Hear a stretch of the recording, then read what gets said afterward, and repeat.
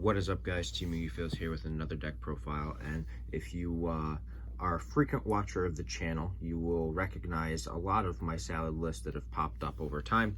I've been playing this deck since its release, and back in November I ended up top fouring the regional that I went to, and you can go back and basically see in all the titles of my salad videos the things that I've done with this deck. It's just the deck that I think that I play best with right now. So I wanted to showcase my list for the June 2020 ban list and just show you guys what I'm playing, because I think it's pretty cool. Before I show the deck profile off, make sure you guys go ahead and like the video, leave a comment down below, and don't forget to subscribe. That's always helpful. I appreciate it. We just broke 300 subscribers within the last few days. I was not expecting that Ritual Beast video to blow up as much as it did, so I appreciate that. Everyone who liked it, commented, and subscribed from seeing it, it's very much so appreciated. Thank you so much. So I'm going to go ahead and hop into this deck profile now, though. So we have 2 Foxy, 2 Spinny, and 1 Gazelle. These are like the level 3s that you play. It's pretty standard now. Like prior to you know, some cards coming out like Parallel Exceed, I was playing 3 Foxy, but now you only need 2. So I just cut one of them out. Then 2 Jaguar and 1 Falco. For a long time I was playing 3 Jaguar, but now once again with Parallel Exceed coming out, it's not as necessary. So I've opted to just cut one of them out of the deck. And I cut Foul completely because Foul just wasn't really that good. But the other Cyberse monsters that we have 3 Lady Debug, and then the 3 Parallel Exceed. The Exceed is really, really good. Obviously, being able to get a free rank 4 is awesome. And then the Debug is basically your starter card. And if you need to, it can be a 1-card OTK, which is also pretty nice. Moving on to the hand traps, though, we have 3 Ash Blossom, 3 Effect Veiler, and 3 Nibiru. This is kind of standard for this deck. A lot of people tend to lean towards these as hand traps. I am playing Imperms, which we'll get to when I get into the traps, and then I have some stuff side deck that I'll also go over. But I think that these are probably the better hand traps to give you guys like a little bit of like competitive insight as to what you want to do if you open up like multiple hand traps.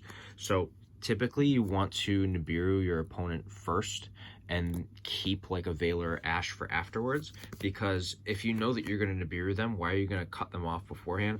It doesn't make much sense. So you Nibiru them, and then when they try to follow up with something, that's when you Ash or Veiler them. That's typically the smartest way to go. So playing the Nibiru first is usually what you want to do.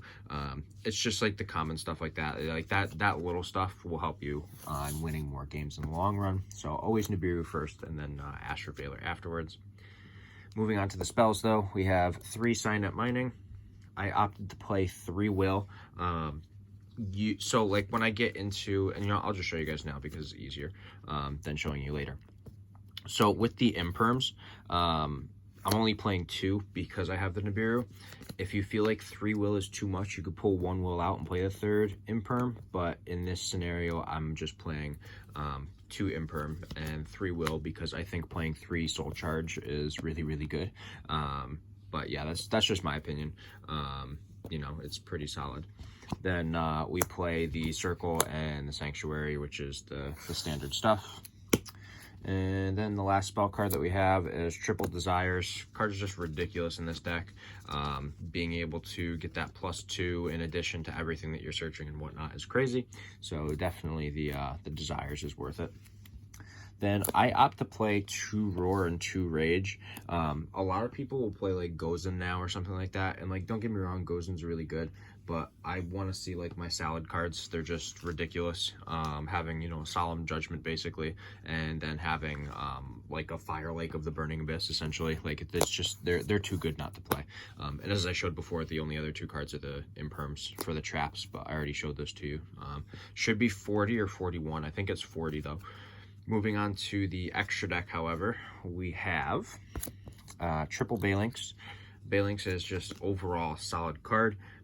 I mean, being able to protect your cards in addition to fetching the field spell is just awesome by itself. 3 Sunlight Wolf, which is arguably the best Salamangreat extra deck monster, or link monster I should say. Being able to recur your spell cards and your monsters from grave is really solid. And then 2 Heat Leo. This is just kind of your standard, like you kind of have to play it. But it's good to out back row and drop the attacks of monsters that have too high of an attack. So definitely worth playing those Heat Leos. Then this is probably the one tech card that I play in the extra deck, the 1 Lingeribo. I think the card's really solid. Like, people aren't playing this as much, but like, there's a lot of trap cards going around right now, honestly. Like, as crazy as it sounds, like, especially against decks like Eldritch, like, you can just tribute the Lingeribo and negate something like a Sanguine or like a Conquistador or a Hakero, whatever you have to delete, or negate, I should say. So having the Lingeribo, I think, is pretty solid as a one of. It's been doing some work for me. If you want to swap it out, you can play something like Splash Mage or Splash Magician, whatever the new card is from Eternity Code, because that's a really good like combo piece too. Then I play 1 Hida, 1 Update Jammer, 1 Transcode, and of course the big OTK card, our Access Code Talker. These are just your really solid and amazing Link 2, 3, and 4 cards. It just helps you really combo off and push for game. The Hida is like 50-50. I'm very split on how I feel about it so far, but I think overall it's still a good card. So I decided to play the Hida, but it's definitely an option that you can mix up a little bit. And then for the rank 4s, I just have a Dweller and a Baguska. These are probably the 2 best rank 4s to play in this deck. Don't get me wrong, you could play Rafflesia with something like Gravedigger's Trap Hole. That way you can like avoid Nibiru or something, but I don't find that to be extremely necessary or that good even, especially when you're playing like Desires, because you might banish your Gravedigger's Trap Hole. So yeah, I don't find that to be worth it. Moving on to the side deck though, this is something that I've kind of been looking at with this deck, and I took it partially from some lists that I saw topping and partially from like my own personal opinion. So I'm just going to show you guys my rough draft of the side deck. So I have 3 DD Crow and 2 Phantasme for the other hand traps. The Phantasme is going to typically be for Striker and mirror matches, so that's why that's there. And then the Crow is just for like any, you know, graveyard heavy decks. Obviously Eldritch is a big one, but you can also play it in the mirror matchup too, and it will come in clutch. So I do like siding DD Crow though. Then 3 Cosmic Cyclone. This card is just awesome against any back row deck right now because most of them have some sort of graveyard reoccursion effect. So being able to just banish them as a whole so they don't get any effects in graveyard is really solid. Then we have the triple evenly matched. Obviously, this kind of goes hand in hand with the Cosmic Cyclone. It just gives you more options and ways to get rid of your opponent's board, which is really awesome. Then for the cards that we side in when we're going first, we have triple summon limit and 1 Imperial Order. These cards are just your typical floodgates that are going to help you slow your opponent down when they're playing either a combo deck or something that's spell heavy. Obviously, the Imperial Order is for Striker, and you could side it in whether you're going first or second because they're probably not going to OTK you like on their first or second turn. Like, it's just not going to happen. So, and on top of that, they're going to make you go first every single time. So being able to have the Imperial Order is just really good.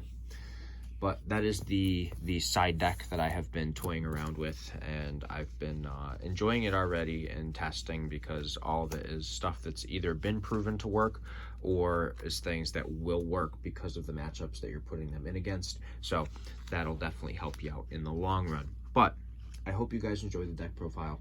If you did, don't forget to give the video a thumbs up, a comment, and like I said earlier, also subscribe. It's much appreciated. Our goal is, you know, obviously officially finished of trying to hit 300 subscribers by like the end of June, I think was the goal that I set. So we've already broke that. So now I'm going to say by the end of the summer, so let's say by September 1st, I want to hit 500 subscribers. So let's keep pushing for that, and we'll see where we can go. But once again, thank you again. I appreciate it, guys. I want everyone to have a lovely and safe rest of your day. And this is Team Yugi Fails signing out.